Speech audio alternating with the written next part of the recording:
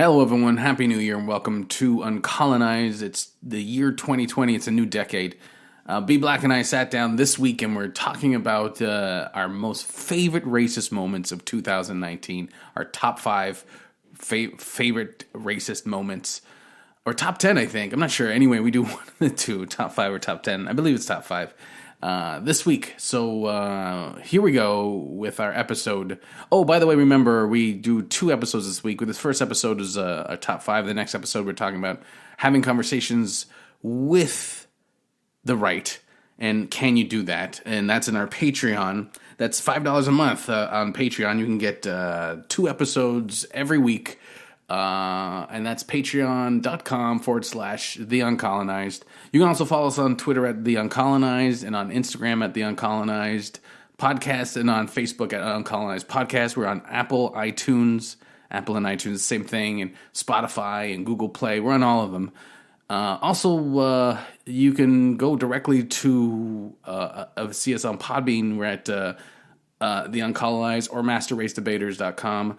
But you can type in Uncolonized and you'll get us. So anyway, without further ado, here we are. Top 5 racist moments in 2019.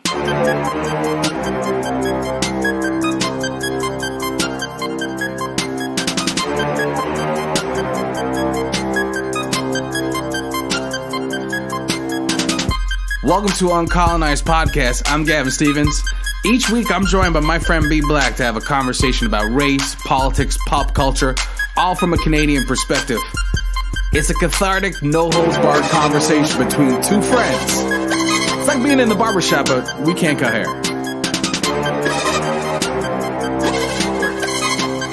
So it's 2020. That's where we're in 20. I know, it's a new decade. I know, right? Yeah. Isn't that weird to just say it's a new decade? It's a new decade. It's a new decade. Kind of, you like that? We're kind of living like the Jetsons. I mean, except with black people. Yeah, we're like, oh yeah, there was no black people in the Jetsons. There wasn't. That was white people's code way of saying, we're hoping to get rid of you guys. Yeah, we don't exist.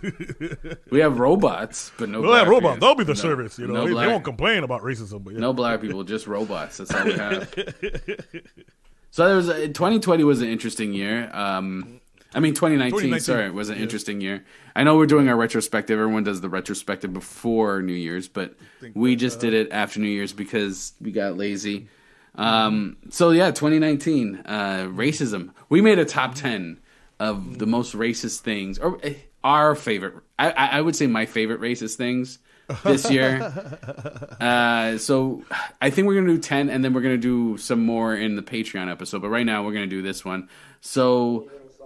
Oh, sorry about that. What's that? Some video played in the background. All right. Yeah. That's what happens when you fidget. So. What happened? I don't know. I just clicked on the link and then. Oh, okay. Anyway, it doesn't matter. So we'll do. We'll do our top 5. Okay.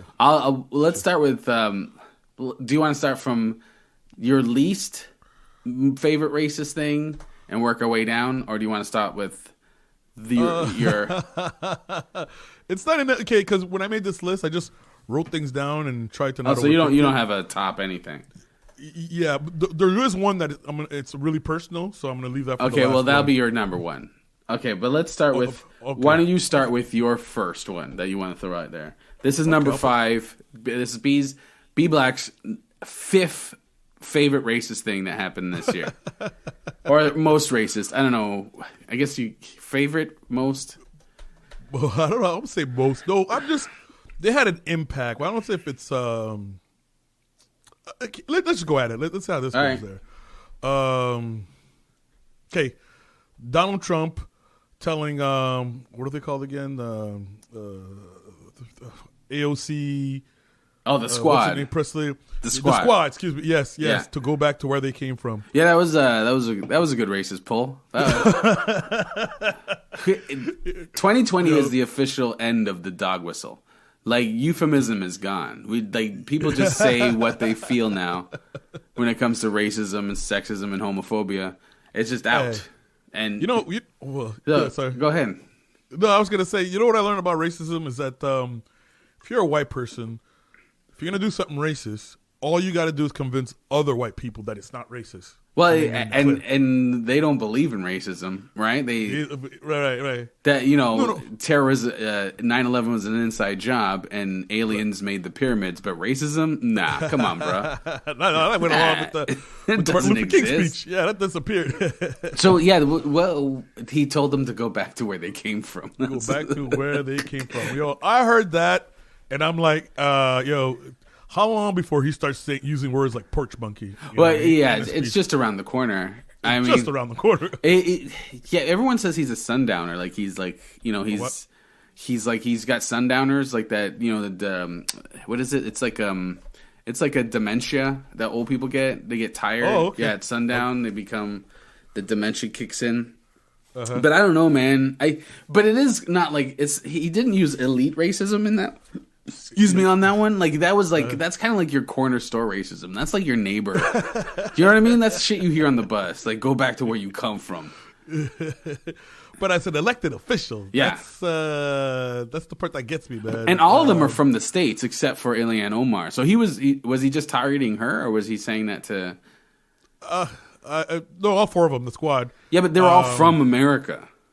Yeah, of course. Oh, women of color. Yeah. It doesn't matter where you were born. Go back. Exactly. You know where you came from. Exactly. You're not from around here. You know where you came from. The pit of Africa, the cradle of civilization. Go back to that.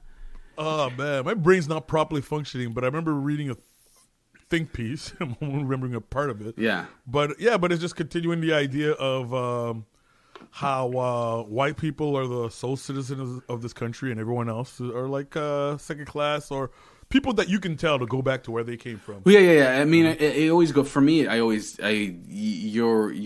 the ownership mentality is like that. It's entitlement, right? Like it's the same mentality that what makes white guys have to shoot up a place. You know what I mean? Like I had that discussion with a comic. He's like, well, mental illness. I'm like, yeah, but a lot of people have mental illness and they don't shoot up a place. Why is it the demographics predominantly white men?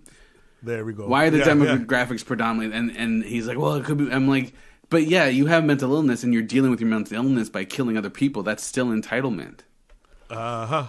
And so, say go back to where you come from and the idea that you own this. Like that, I mean, we talked about it in a couple of podcasts ago, I think, where I was saying how it's like they know they own this place. They know it. And they're just reminding us, go back to where you come from. You know? Yeah. That's put back in their place. Put you back in your place. Yeah. Shut up. Yo, I wonder if is that what keeps the country going? Is that what keeps the lights on? What? I mean, that sense of entitlement. As long as white people can feel like, hey. Well, I guess it helps create the underclass, right? Because then it's not me. That's what I'm getting at. Yeah, and then it's like you can justify a lot of shit, I guess.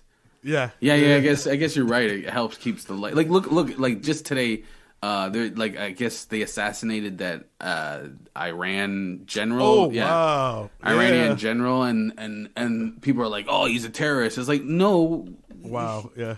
That's not terrorism that he assassinated. He assassinated someone in their government. It'd be like assassinating one of their joint chiefs of staff. Wow. Like it's like, well, they're bad guys. I'm like, I got news for you, but the states do the same. Like they're all bad. They do the same kind of shit. Mm-hmm. Yeah, so they've been doing it. Yeah, they've been doing fucking up people's elections and everything. Like, man. And so, but it's easy to go. Well, we're the good guys. America's the good guys. They're the bad guys, and they're clearly up to bad guy shit. Exactly. Yeah. I guess you're right. I guess it keeps the lights on. I guess it makes. Hey, I was gonna say it's like a revelation we had on the podcast. It's like I think there is no solution to racism. The best we could come with is finding someone else to be racist against. Well, and if we're lucky, it'll be robots or trip some. Yeah, it's robots or like or alien races, or if pandas become sentient. You know, well, they are sentient, but like exactly anthropomorphize pandas. That's the thing is like the only solution to this whole thing is for white people to like deal with it, and I am not holding my breath on that one. Like I don't think white people are going to be like, hey, you know what? Let's get out of power. Doesn't work that way. Yeah, right. Why have we tried being the underclass? Let's try it. I don't think that's going to happen. So, I mean, good luck with that, B. I think. It's funny you say that. There's a documentary on Netflix, some show about worst prisons in the world. Yeah. And it's a white dude who goes to these prisons. Yeah, it's really fucked up here. Okay, I'm out. Peace. He had enough. He gets to check in and check out as much as he wants. But yeah, man. He's like, okay, tap. He's like, what is this, like 1-ply toilet paper? The humanity. He says, I'm out. So like they have that option. They might make a virtual reality for white people. These mashed potatoes are made from water. I'm out. I can't handle these powdered mashed potatoes. Fuck. What you mean there's no Wi-Fi access? It's so weak. I can barely send an email. I'm out. Yeah, man. Sorry, go ahead. No, I was gonna say we're still at 1, right? Yeah, you were still at the, I guess, go back to fifth. yeah. We'll say fifth. The least favorite. Yeah. Do you want me to say mine now? Yeah. What was yours? Okay, I found this. Remember after it was earlier in the year, and I guess they passed laws in the South where to ban abortions, and then women started dressing up in the Handmaid's Tale outfits. Oh, yeah. As a warning of what could happen. White feminism is the most adorable of all feminism.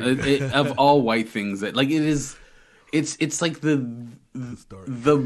blindness that these people have. Like the whole Handmaid's Tale thing is like, oh my god, white people, could you imagine if the things that happen to black people happen to us? Happen to us, yes. Imagine a world where that can happen. I get so much entertainment out of watching that shit. Like just you people.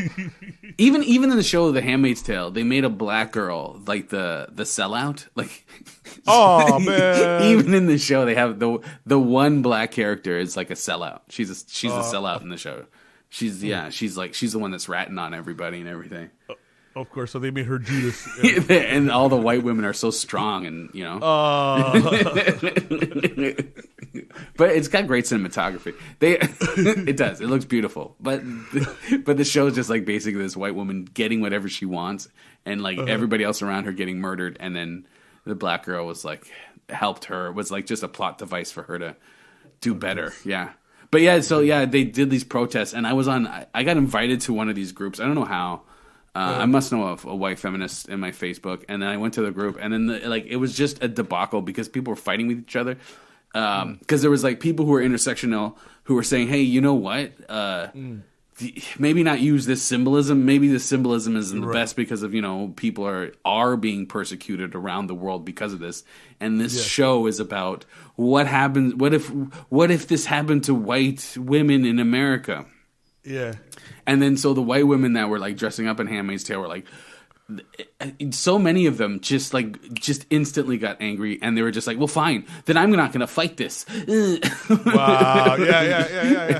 Stormed out, had a little tantrum. But, they had their tantrum, they had their cry and their and they couldn't understand, well, why is it this racist? I mean, like, you can't, no one's saying it's racist. It's just, it's fucking... It's something to consider. It's problematic. Well, it's tone deaf as fuck. Like the whole thing is like what if the government controlled our bodies? Yeah. Do you remember slavery? Do you remember when that happened? There we go. Preach. It happens around the world all the time. It's like, what if this happened to us? Yeah, there's some folks who don't have it that good. Yeah, it's just like you don't have to cosplay slavery. It was a thing. It's just that you can only understand the pain of someone else's when it happens to you, right? So, and these are the same feminists that are like, who get mad if you say, "Oh, I have a mother and I have a daughter, so I can understand." It's like I can only relate to you if I have a woman in my life. I can't have empathy and look at you as a human being. But yeah, I found it funny that they freaked out online. It was on Facebook. They were freaking out, and they had to shut down the group. And then, and then you. Oh yeah, it's slowly coming back. Yeah. They had to shut down the group. It was one of the. I just sat back and I read the comments and I was just laughing. It was just peak white woman feminism. Just I wish, you know what? I wish there was like a crying emoji. Well, they do have a crying emoji, but there should be like something where they're crying. Like, I don't know why this is happening to me. Hey, it's like that white lady with the cat there meme there. Oh, you know what I'm talking about? no.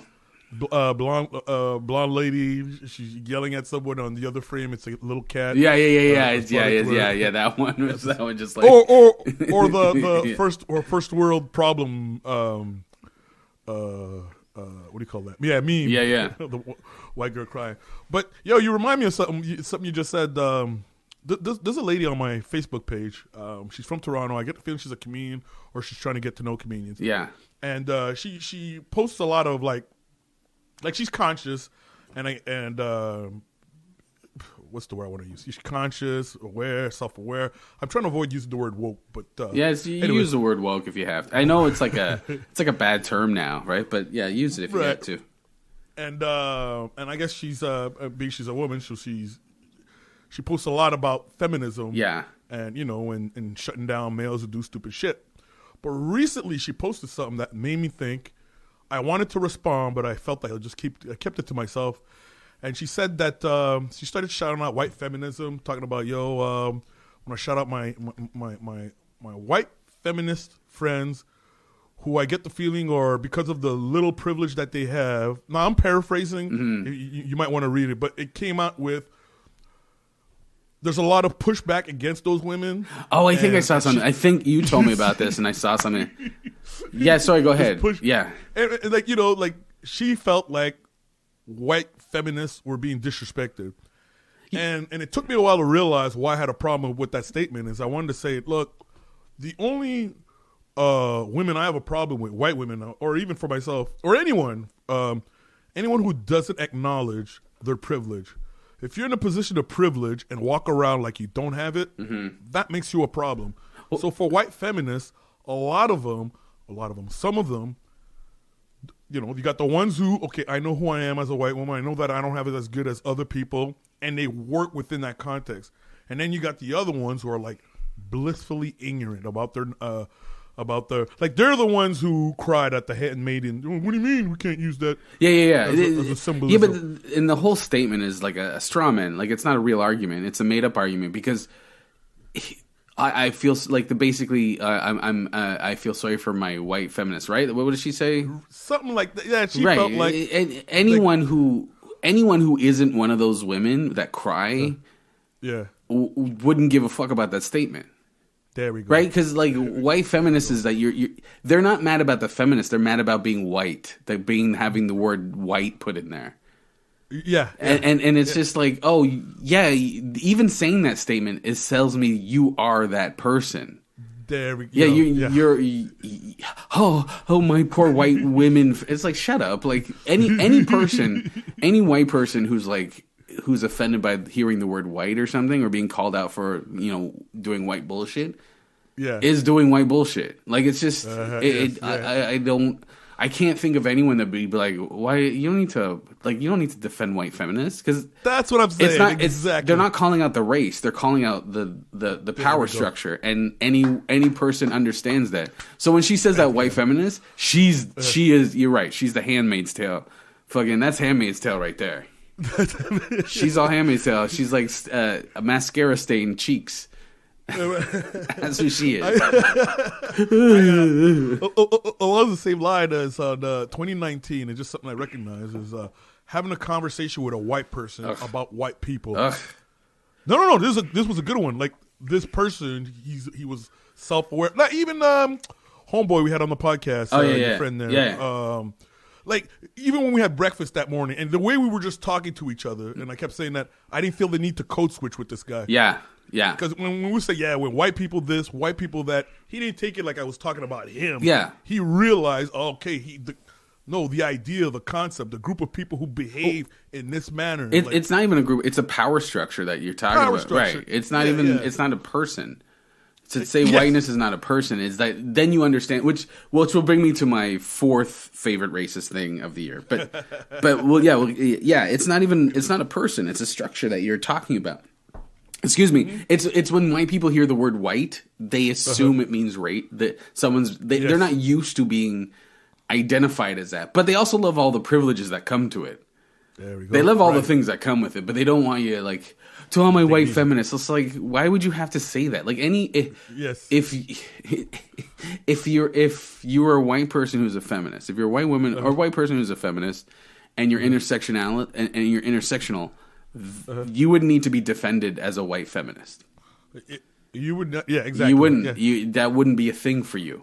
Only white people, white feminists, those you know the Hillary Clinton types, the Lena Dunham types, those. I love the term Chappelle used. He goes, you were in on the heist. You just didn't like their cut. Yeah, that's exactly it. The white women who are oblivious of the heist. And what they're actually complaining about is the cut that they didn't get. They look at what's her name, Susan B. Anthony, is that her name? That they were her and W.D. Du Bois. I'm probably fucking up all the history on this, but they're trying to get the vote, and she was just like basically was like, nah, fuck black people, let white women get it first, right? Yeah. Oh, white women should have it before black people have it. There we go. Yeah, that's because we're part of the master race. Yes. Look. When it comes to slavery, they were just as involved as white men. They just as involved. They were just as involved as white. Oh man, just as involved. There's a story like it's funny as when I read that post. Yeah. Right. I had just finished reading an article an article about the contribution of white women to the Ku Klux Klan. Yeah. Mm-hmm. They were like strong contributors. They were in the background for sure. Yeah, man. You know what I mean? But they knew they were organizing the books and they knew their place. They baked the pies and they sewed the sheets. Baked the pies and sewed the sheets. They baked the sheets. You know what I mean? Make sure they had enough for the rope. Hey, we can use this tree. You know Do you ever take a step back and just look at there's this new group of racist young men called Groypers, I believe they're called, and they have a new Pepe frog. Even there's a new one. Yeah, it's not Pepe, it's something else. And then they have even the OK symbol, all the things that racists go through to signify, but not make sure they're racist. Even the Klan outfits, it's just It's kind of funny. It's like they need this club to it's very childish in a way. Bro, it's funny you say childish. After watching The Watchmen, the idea of that the Klan see themselves as Batman, by wearing that costume. Yeah. That's what they told themselves. We're wearing this costume because we're trying to preserve the white race, trying to save the white race. So we're like the superhero. Yeah, but we got to wear this costume. That's what Alan Moore said. I got into a discussion with someone recently about Alan Moore because they want to know about the Watchmen, the book. Alan Moore, okay, yeah, the book. He's the author of the book, the original book, and I'm like, well, I was trying to explain because he's like, oh, the Watchmen is all race stuff, and I'm like, well, no, actually, Alan Moore, there's a lot in it. He believed that superheroes were about white supremacy. And I'm like, if you look at the movie Birth of a Nation, it's the original superhero movie. It's white people dressing up in costumes to defend poor white or white people in distress. It was Birth of Birth of a Nation, right? Yeah, the original one. Yeah, the movie. Yeah, the original movie that played at the White House and everything. Yeah, it's at the White House. Yeah, it played at the White House. It's the original superhero movie. And that person said to me, "Oh, not everything's about race." And then I had to shut down the conversation. You have to shut down the conversation. Shut it right down. That was it. The quote is Watchmen creator Alan Moore says superhero genre remains a white supremacy dream of the master race. Yeah, we talked about that in the Watchmen episode. Yeah, we did. Yeah. So ever since I read that quote, oh shit, is that one? No. Yeah, ever since I read that quote, when I saw what was it the Witcher, the new Netflix one? Yeah, The Witcher. Right. And he made the white. Now, don't get me wrong. Okay, I'm not talking against the movie. Sorry, whether you like it or not. Mm-hmm. It's more how the main character. Don't you fucking talk bad about the Witcher. Don't you? No, the main character is a white guy, and it made me think of Hitler parading the right race, the pure Aryan race. Oh, dude, that shit's all based on Tolkien and shit like that. And Tolkien was all about race. And Tolkien, who wrote Lord of the Rings, right? Oh, I in did The not know Hobbit. that. Yeah, No. his shit's all about race. Interesting. I know some white person's gonna be mad at me, like when I told him. Oh yeah, most that. No, most that. But what I'm saying, that shit was all about race and like the orcs were like subhuman, dark skin, all this shit. Like, oh yeah, that shit was all about race. Or no, what I'm saying is, every time they make the main character a white male, and especially when he's buff, like Arnold Schwarzenegger, Sylvester Stallone, it's an example of how great the white man can be. Well, that I mean, worship him. Well, that's what Alan Moore's talking about. It's like these are all power fantasies, right?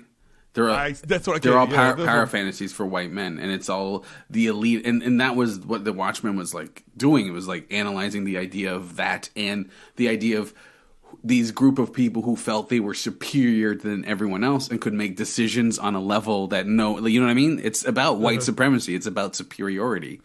Yeah. So yeah. Interesting. Do you want to go on to your next one? We went pretty long on that one. Go ahead. Okay, we're at what, number 4?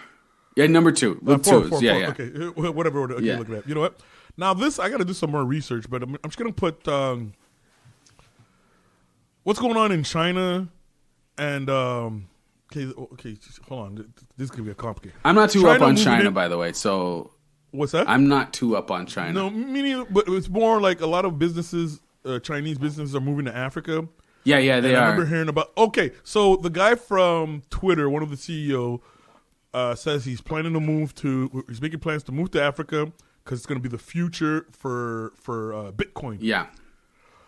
The part I didn't know, the part I didn't know is that Bitcoin pollutes like a motherfucker. It's very bad for the environment. Oh, really? I didn't know that either. And the idea that I'm getting, or the notion is that part of why China's going to use Africa for a lot of bit mining, to develop these bitcoins or whatever, to keep the system going. They say, we polluted our country badly, and so we're going to pollute Africa instead. What I heard was that China's maybe I'm wrong, but like, because I've always said that, but I talked to someone who took that, what is it?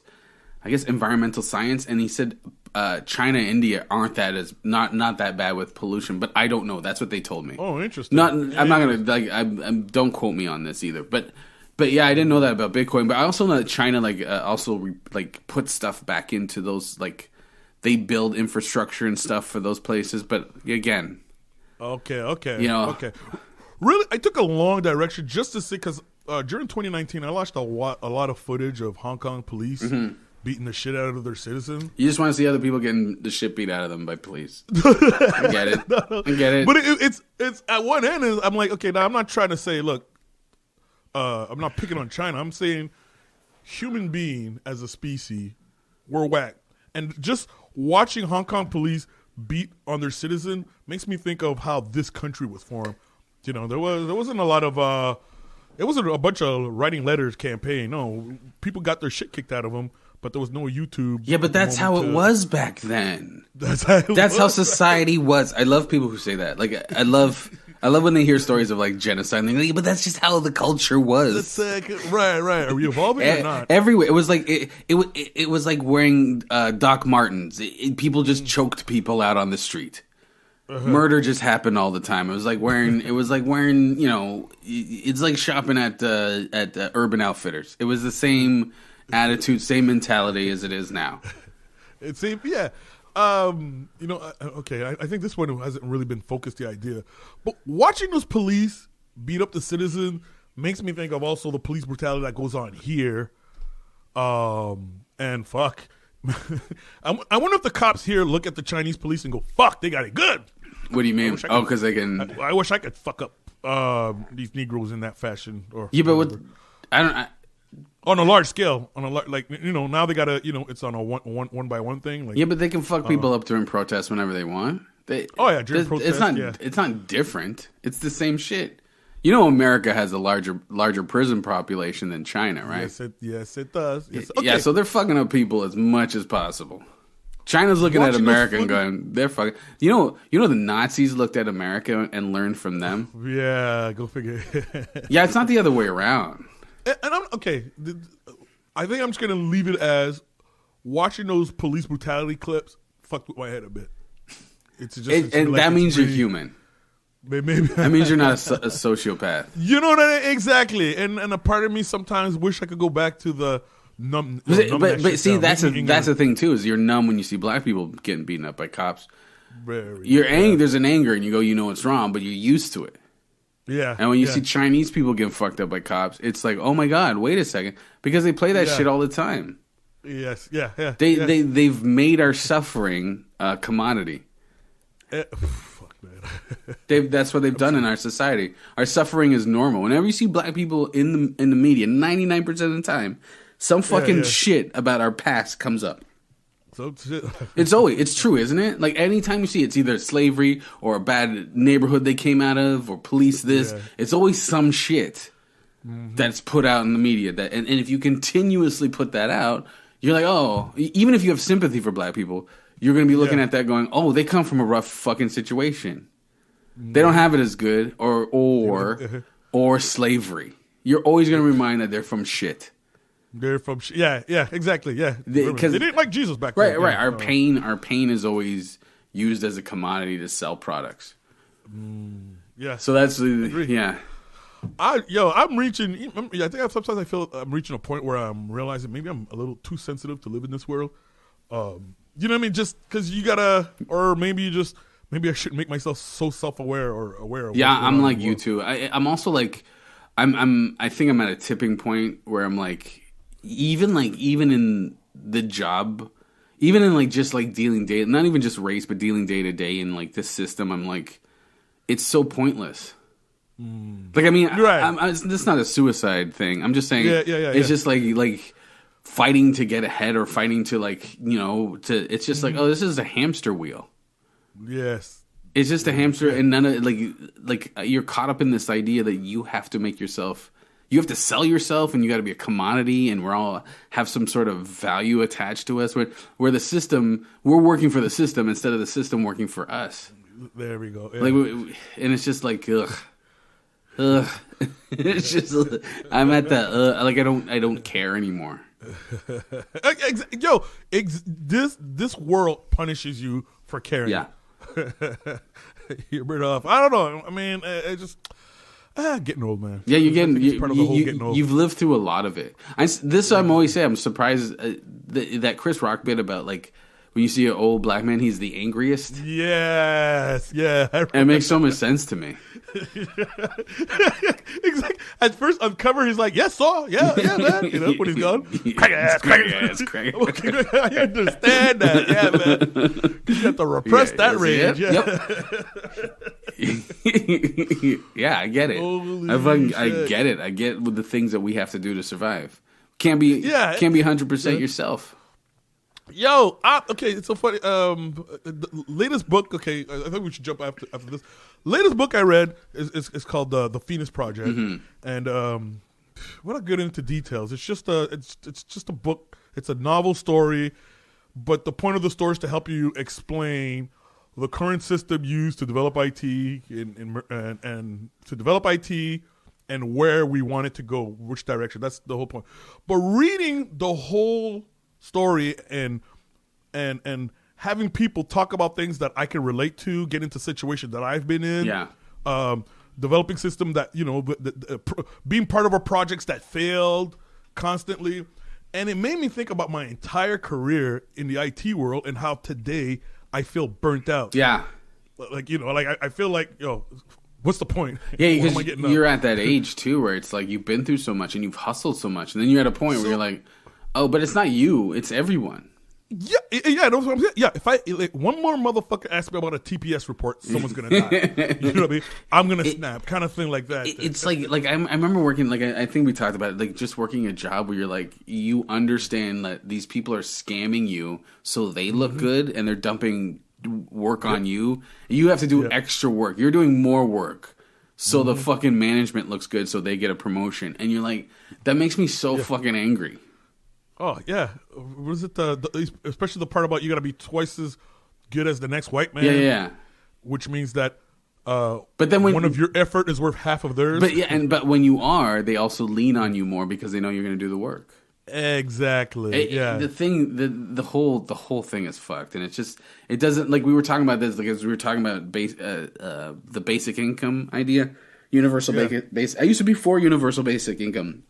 I think I said it so many times on this podcast, but after a while, I listening to other podcasts and reading things, I get to a point where you're like, it's just a Band-Aid, right? Like, because everyone's like, oh yeah, factory workers and cashiers, of course, those jobs are going to be automated and they're going to be kicked out. And there's this elitism when it comes to that kind of talk where it's just like, yeah, it makes sense. It makes sense that those jobs are, you can't, and I was talking to a professor and they're like, yeah, those jobs. I'm like, but every job's going to be that at some point.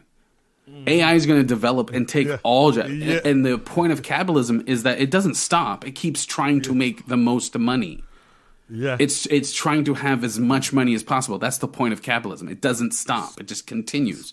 So your job is, as a professor, we have Google already. Do you think you're going to be safe in 15 years?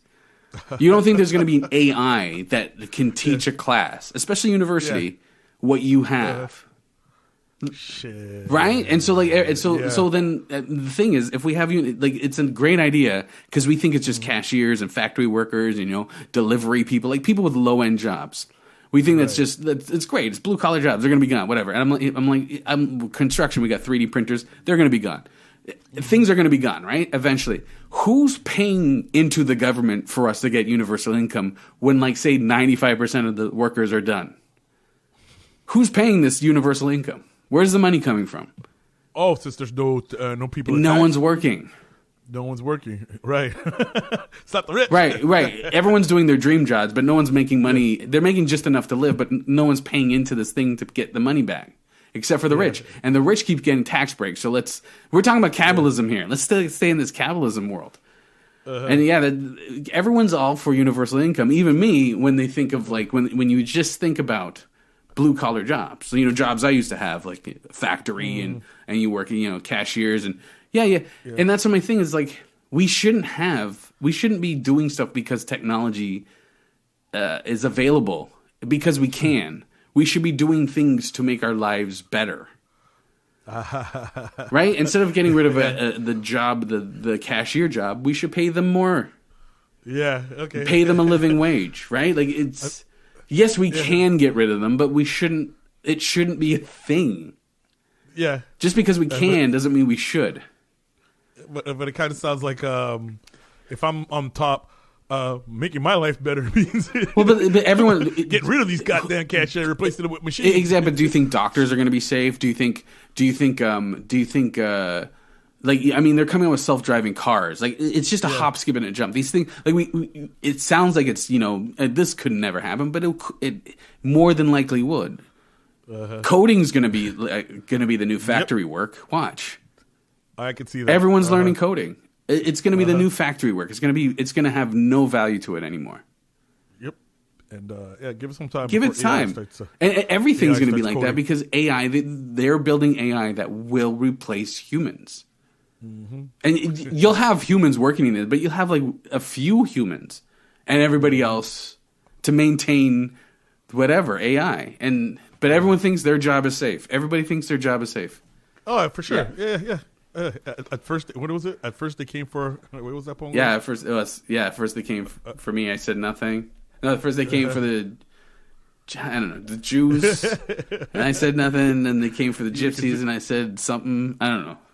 But I know the sentiment you're saying. I know the thing that first they came for the socialists, and I did not. Didn't speak up. There you go. You found it because I was not a socialist. Exactly. So you said you're 4. I'm gonna say this is my 4th favorite. Oh wow. Okay. Yeah, okay. So I posted this book I read about white trash on my Facebook, and I was like, oh, because everyone was. I saw someone post how someone in government said something about white trash, and white people were saying how it's racist. And I said, well, it's not racist. It's class. It's classism, not racism. And fucking white people lost their mind with me with the idea with the term white trash. I found that was very entertaining. The idea, because it was like people were like, "What if I called you black trash?" I'm like, "Well, I wouldn't be upset with the word black. It's the trash part that's the problem." That's the trash part. It's like you're upset with the word white. You are white, right? You know that. It's so yeah. People got mad at me I got into many arguments with people about the word white trash, and they're telling me how it's racist. I'm like, but a white person can't be racist to a white person. There we go. It's elitism that you're dealing with. Rich white people called poor white people white trash. It's the trash part you should have a problem with, not the word white. That was a big deal on my Facebook. That went on for a few days. People got mad at me. Miscommunicating, not miscommunicating, misunderstanding. Well, it's when white people dabble in racism and those concepts, and they really don't understand them. Like, I don't know many white people that understand the concepts of racism. Critical race theory. Critical race theory. I don't know many white people that understand it. Yeah. Yeah. Okay. My favorite is the white person that posts like the Webster's definition of racism to you. Any race can be racist. Okay. Right. Okay. You know what? To those white people, I'm going to say Google why the definition. Oh yeah. Okay. How's it go? Why the definition of racism in the dictionary is wrong? There's a piece about that. Yeah, I don't even fight with these people anymore.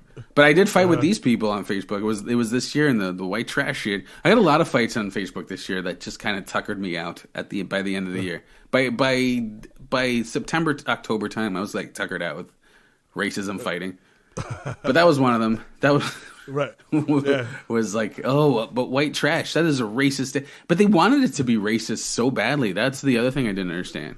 I'm like, no, hey, you're still a victim in this. Yeah. You still get to be a victim. Don't worry. Mm-hmm. You still get to Yeah. There's damn, I blanked out what I was going to say. Oh, right. No, it goes back to what I was saying about you just have to convince other white people that you're not being racist. It's as if there's two theories of racism. There's the one black people have, and then there's the one that us white people, the superior race, have. And the one we have is the truth. Is the one you got to work with. That's the real. That's the real racism. They got the fake race. It's like Apple EarPods. It's like we got the fucking knockoffs. They got the real ones. Exactly. And they can tell. There was a headline on CTV. I forget what. I think it was how study shows that racism has gotten worse or institutionalized or something that black people have been saying for years. Yeah, it's always. And now it's became a study that's published. Look how long it took them to realize Trump was racist. There we go. From day one, we've been, Trump is racist. Oh, I don't know. I don't know. You guys are you sure? His driver's black. How can he be racist? How can he be racist? Do you know how many people are just like thought they were being reasonable? I'm like, nah, no, you're being, and they think you're being like so emotional about it. Even if you were, why were you? How does that make you wrong? How does that make you wrong? Yeah, even if I'm angry about it, doesn't mean I'm not wrong. But yeah, people just like, and then what? Like last year, they're like, wait a second, I think Trump might be racist. You heard it here first, folks. They always discover it, too. They're the first to discover it. Going back to a Dave Chappelle joke, that joke he made in Killing Me Softly about police brutality, and he's imitating white people going, honey, have you read this? Police have been beating up Negroes like hotcakes. It's like, I grew up. Yeah, I know I'm Generation X, but I grew up with boomers. Yeah. And I remember, talking to racism with boomers was impossible. Oh, my God. Keep that shit to yourself, B. Yeah. I have a joke about boomers' racism. Like, they'll call you some shit you don't even know is a racist term. They just invent some shit that you've never heard before, and you're like, what? Yeah. Oh, wow. Yeah. What eggplants and shit like that. And you're like, what? Yeah. The fuck? Yeah. Boomers are a different level. Boomers are so, like, they get so, if you talk about, they'll shut it down right away. They're so fragile to it. They just like, no. And not everything's about race. Yeah. You got a chip on your shoulder. And you're like, all right. Okay. I'm going to say, millennials are the reasons why I ended up having hope with white people. They'll let it go, dude. They brought back racism. They brought it back. They made it internet worthy. That's what they did. They brought the racism to the internet. I got hope. No, I mean, like, okay. No, I get what you're saying. I got it. Debate. All right. Do you want to move on to number 3? Sure. Your 3. I think this one somewhat ties into. I put in blackface Trudeau, but I think I'm just gonna put the entire Canadian election, man. Okay. All right. From blackface Trudeau. Blackface Trudeau. What it did to me was reveal how ignorant Canadians were about the concept of race. Well, let's do this together because I have blackface Trudeau, but my third was going to be Maxime Bernier losing his riding. So it's all part of. There we go. Let's just do this year's election. The Canadian election was just like a boat full of fuckery. So it was a boat full of fuckery. But yes, the blackface Trudeau, which conservative white people they were so happy to have that. It was like this is conservative white people. It's conservative white people. Do I need to say both? This is conservative people. Is like it's Trudeau's blackface, and then Martin Luther King is my best friend. It's the two. It's like that's their two. That's their race too, right there. Yeah, sorry. What were you saying? How white people don't understand race? For one, every time I remember the first time I saw both brownface and blackface Trudeau. Actually, it still stings. It's still seeing that picture stings, right? It's like action figures. It's like Pokemon. First, get the whole collection. Black and brown face. You got both. You got to collect them all. Hey, privilege not included. Both black and brown. Sorry, I haven't heard someone say that. Sorry, go ahead. Yeah, no, it was okay. First, it's just every time the conservative or whatever, they start with the picture, not realizing that people like me are like Sting. Like, okay, fuck, I hate to say, like it's like saying the word nigger. Let's talk about the word nigger. Yeah. Nigger has a 6 letter. Wait, 6 letters. Nigger. To them, it's I'm just expressing myself. I'm just articulating words. To me, it's pow, nigger, pow, pow. So that picture, every time you posted it, it was trying to make a point, unless it was like something sensitive or woke. Yeah. All of that together were stings. So basically, since election day, I've been called the nigger. I felt like I've been called the nigger very often. Yeah, that's what I'm trying to get at. That's the thing I never understood is like they always like complain about our identity politics, but they use identity politics so fucking much. Break it even just like not even just with like Trudeau, but anytime there's an election, they're talking about immigration, and they don't mean white immigration. They mean brown people. They mean black people. Yeah. It's like they love identity politics so goddamn much. But you're right. Like seeing that whole Trudeau thing, the blackface, that was for white people. That wasn't for us. Yep, that was not for us.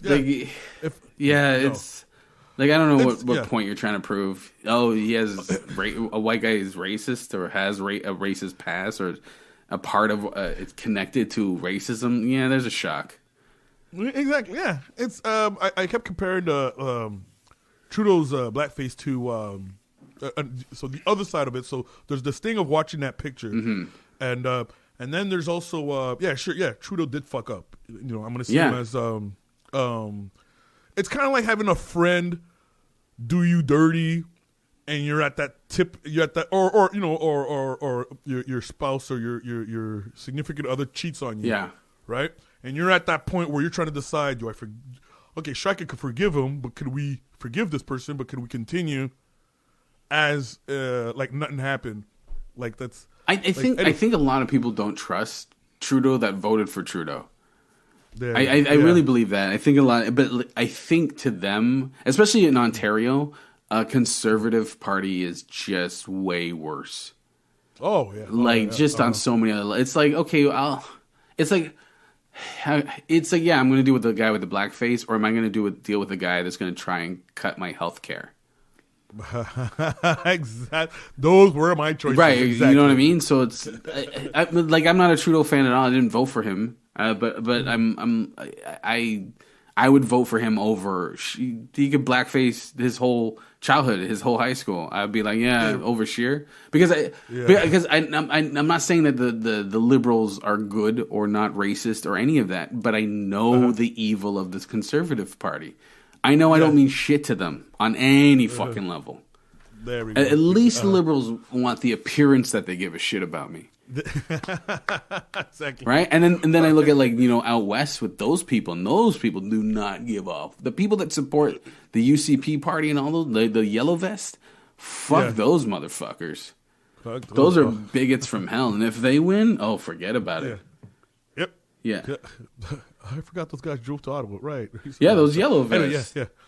And like, this is, I got into an argument because someone out west was complaining about how they're suffering so much. I'm like, every province suffers. No, you don't understand. You guys are so elite out east. It's just like, shut up. We had our problems too. It's just maybe if you guys didn't sell off your oil for twice as much, and like they did they were warned years and years and years, and also all their problems came under a conservative government. And now they're and then now they go into the yellow vest stuff, and then people are supporting yellow vests out there, and it's like, well, those people are racist. They're like, no, they're not. I'm like, well, actually, their leaders are neo-Nazis. Like I said, though, all the yellow vest folks have to do is convince other white people that they're not. You're 100%, and it doesn't take much to convince them. Right. Really? Just because they talk about immigration? That doesn't make me racist. You can't talk about anything anymore. Political correctness has gone way too far. Yeah. Yeah, that was my 3 too. Was this election? Trudeau's blackface, brownface came out. Someone got desperate near the end. But even despite Trudeau's blackface and brownface, Scheer didn't have a fucking game plan. You know who else didn't have a game plan? I asked and nobody ever told me. Doug Ford didn't have a game. Never announced what his plans were. Yes, he did. Yeah, except keep him quiet during the election. Right. Cycle. Oh, you mean when he was running? Sorry, yeah, you're right. Yeah, but when he was running, he did not have a game plan. Scheer announced his game plan like a week before the polls open. Like that's just shady shit. The campaign manager knew what they were doing. Man. They all knew what they were doing. Plan. You out your mind? You ain't gonna win with that shit. Oh, okay. Do you want to move on to 2? Sure. 2. We're almost at 1. We're almost at 1. Okay. Hold on. I got several for. Not that I have several. Okay, I didn't. Okay, you read the piece that came out here. I'm just going to list it. It goes, exclusive. Canada police prepared to shoot Indigenous activists, document shows. Well, I mean, it's not shocking, but it's like, Jesus Christ. So this is part of the numbing, I was better off being ignorant. I'm lying. But I remember posting this piece and someone responding with, hey, man, RCMP, is it the RCMP? Yeah, the Royal Mountain Police, they were originally created to eliminate natives, man. To eliminate the native quote-unquote problem. Yeah, man. They were target killers, man. Really? Contract I didn't killers, know that. It was, again, I don't know the full history. Oh, to a native, they're fully aware of of that. Yeah. Well, I mean, it makes sense. In the States, police were they were private. They were created from, like, slave catchers. There we go. Overseas. Yeah. So it makes. I mean, it's not like you give me this information I didn't know, but I'm not shocked. Right. Exactly. I'm not shocked. These things come, but I'm sure white people will be like, I think you need documents and shit like that for white people to go, what? We've been killing native people, and I say we, I mean Canadians have been killing native people like it's going out of style since forever. Mm-hmm. Like, how many native women disappeared this year? Can we even count? Like. Yeah, document show. But yeah, we ain't shit. Yeah, and but we still want the respect that we want. But I don't know. It's just. Anyway, just adding to the little shit about this world. I think at some point I'm gonna have to, watch Rainbow Bright or something positive. Rainbow. I guarantee you that some fucking neo-Nazi symbolism is Rainbow Bright. I guarantee it's gonna be some sort of like white people are okay with her like rainbow leggings. You know what I mean? They're gonna be like, you can, yeah. I guarantee you. You ain't getting out of that. The original Transformers was right. White people taking over the universe, right? It was the original. Cybertron was Alabama. It's about the Confederate War. It's pretty much it, man. Yo, I'm getting to a point where I'm scared to learn new shit. That's what I'm doing. I'm trying to get. Just say you don't have to learn anything anymore. Just stop. Yeah, hit pause. Man. Here's my second. Mine's my second. There's a few of them that I want to say, but we're gonna do another episode after this, and we're gonna have a couple more top ones that we're gonna name off. But my second would be Judge Tammy Kemp giving Amber Geier the Bible and a hug. All right. Yeah. Of course. During whose trial was that again? Sorry. What was his name? Fuck, I don't remember his name, but I know he's from St. Lucia. Yes. What's his name? I'm looking it up. Oh no! Oh, sorry, Amber Geier. Yeah. Oh, the judge giving her the. Yeah, Bible. remember she hugged him. Yeah. After the trial. Yeah, she was because he was trying to be a good Christian. Yeah, she was trying to be a good Christian. Jesus. That's how they do. Sorry, what am I looking for? Amber Geier, I got the story in front of me. Yeah, I'm looking it up now. But yeah, that was just I vomit in my throat. Gross. It's man. That's if you want to see how slavery fucked us up. I mean, beside the picture of white Jesus, beside the part in the Bible about how black people are a product of curse, and all of a sudden it's been remixed. Besides all that, just the way black people are willing to be forgiven. Both them Gene. She went into his apartment and shot him. She thought it was her apartment, Yep. Yeah. and just shot him. And then, the judge, come over here, sweetie. Come over here. Rest your head on mama's bosoms. Total mammy fucking horseshit. Just. Oh man. Oh, come on. Yeah, but come on. And what some folks don't get is that the same black people who show that kind of kindness to white people rarely show it to other black fucking people. Right. Yeah, I mean, I'm sure she sentenced a lot of Negroes to the penitentiary. Let's just look at the facts. She's a judge in an American court system, and she's a Christian. Yeah, yep. I mean, those two facts alone. Yeah. What you just said is true. Yeah. Just that was gross. That was gross on so many levels. But if you want to know how fucked up slavery was or how much the effects of it, that's one of your greatest examples. Yeah, that and just it was all. I felt slimy. I just lady, you didn't have to do. How many people do you think she hugged in her years as a judge? Got off the stand and hugged and gave Bibles to people. Fuck off. It's also because she's a cop too. That's the other thing. She hugged her because she's a cop. The other thing that she's a cop, right? Mm-hmm. Exactly. And she's like, "Oh, this poor woman made a mistake. She didn't make a mistake. She murdered a motherfucker. This poor woman. I'm gonna make a plate of my jambalaya and bring it down to the jail. She can rest her head on my bosoms and all. Oh, mama. Mama will take care. Oh, fuck, dude. That was such Aunt Jemima shit. I was just vomiting and just swallowing the vomit. I'm just I usually I have sympathy for black people when they do shit like that, and I'm like, that's the system. This one, I'm like, fuck that shit. I was just like, fuck that shit. I have the image of the black bailiffs. Man, we got to keep it going. Beat it, nigga! I'm hugging this white woman. I'm sorry, we're the next guy that's on trial. He's like, we're gonna have to cut your trial short. The judge was busy hugging the defendant, so we're just gonna say guilty. Guilty. Okay, you're guilty because we don't have time. We were hugging and giving out Bibles to the last trial. Fucking, that was gross. Yeah, man. Hey, you heard that story about the black guy who? I mentioned this before. The black guy who befriended a whole bunch of Ku Klux Klan. Yeah. I look him up all the time. Just same idea. Yeah, exactly. But people, there's nothing bad about him.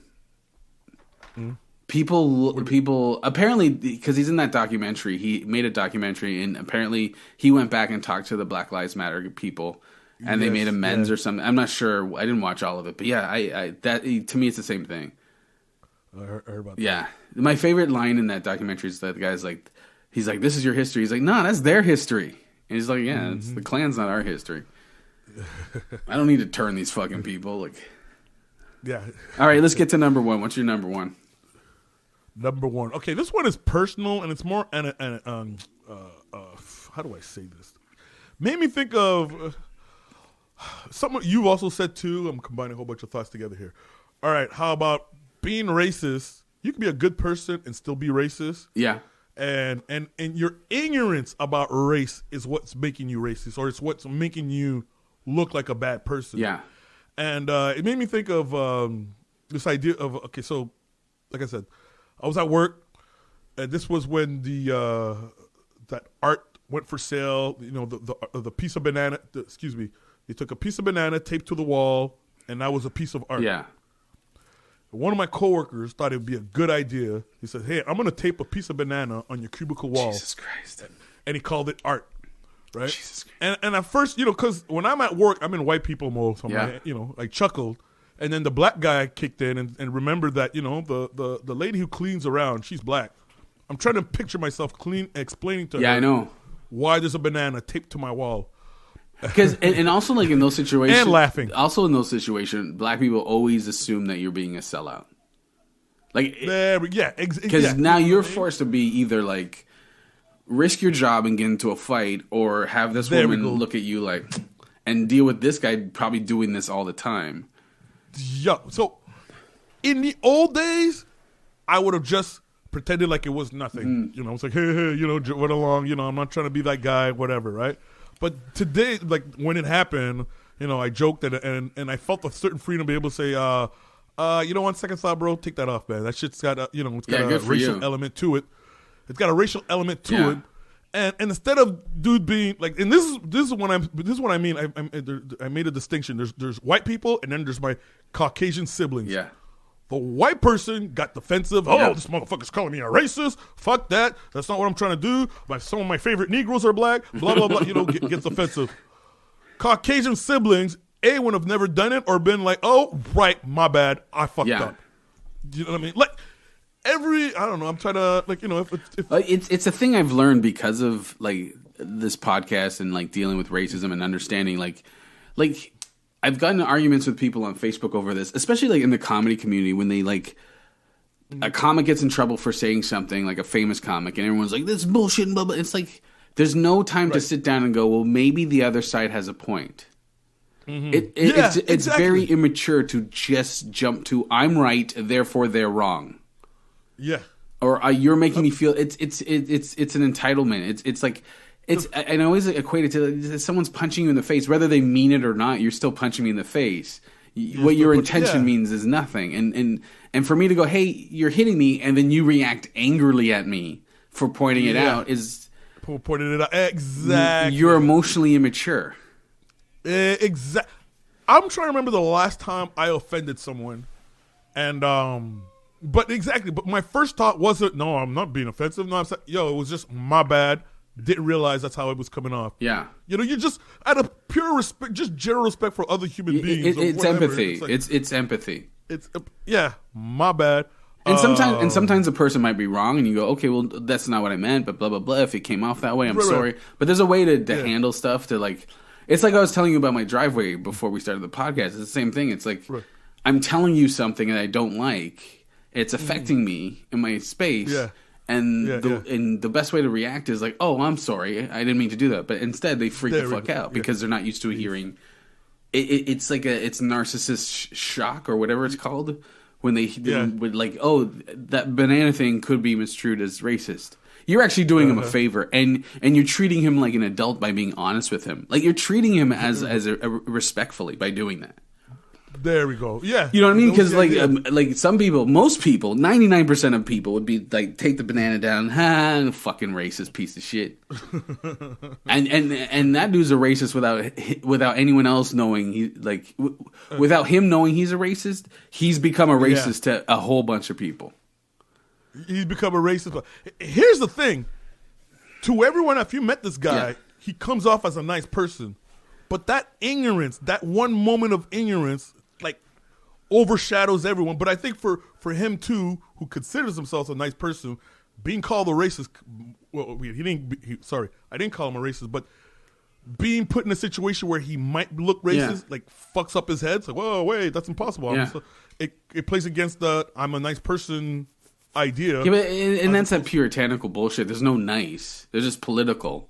There's no good and bad. It's just there's those concepts that we made up. But here's my question: like, Yeah, he considers himself a nice person, but like based on what you know of this person and the interactions you had with this person, would you bring him into your safe spaces?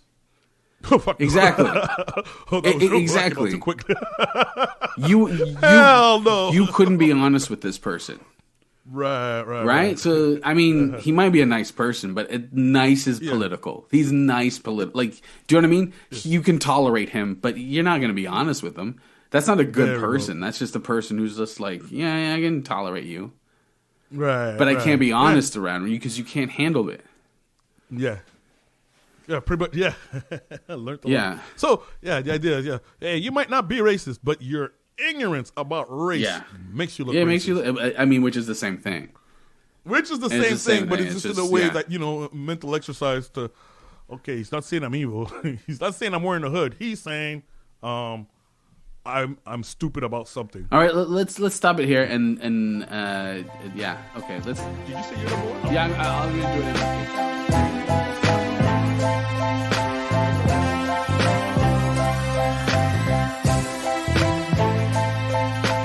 You can listen to part 2 of this episode on our Patreon. That's patreon.com/theuncolonized. And you can $5 a month. You get 2 episodes every week. So tune in, go there. Pay the $5, listen to the second part of this episode. It's another 45 minutes of us talking about different things, including my final top 1 moment, racist moment in 2019. All right, without further ado, thanks again.